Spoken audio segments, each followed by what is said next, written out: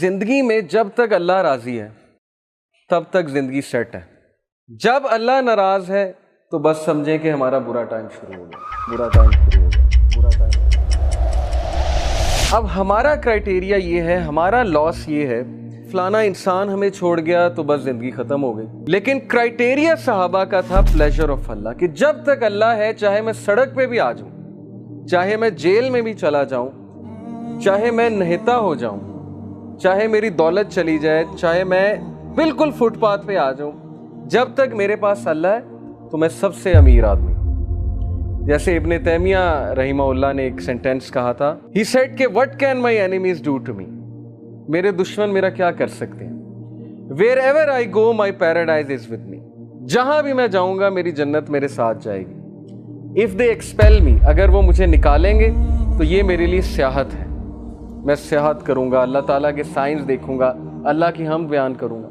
if they confine me, اگر وہ مجھے جیل میں بند کرتے ہیں, that is solitude to me, تو پھر مجھے موقع مل جائے گا اللہ کی عبادت کرنے کا, میں سولیٹیوڈ میں آ گیا ہوں.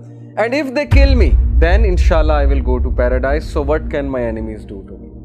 یعنی اس طرح کی امپاورمنٹ, اتنی بہادری, اتنا کریج کہ میرے دشمن میرا بگاڑ کیا سکتے ہیں. ہر جگہ تو میں جنت لے کر جاتا ہوں, wherever I go I carry forward my jannah with me.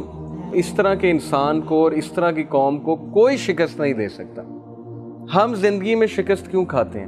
کیونکہ ہمارا کرائٹیریا اللہ کا پلیجر نہیں ہے, ہمارا کرائٹیریا لوگوں کا پلیجر ہے. فلانا مجھ سے کتنا خوش ہے, فلانا مجھ سے جو ہے پتہ نہیں راضی ہے کہ نہیں ہے. حالانکہ لوگوں کو راضی کرنے میں کوئی مسئلہ نہیں ہے, بلکہ حدیث میں آتا ہے کہ جو کوئی اللہ کی مخلوق کو خوش کرتا ہے اللہ اس سے خوش ہوتا ہے, لیکن not on the expense of displeasing اللہ سبحانہ و تعالیٰ. یہ فلسفہ ہے.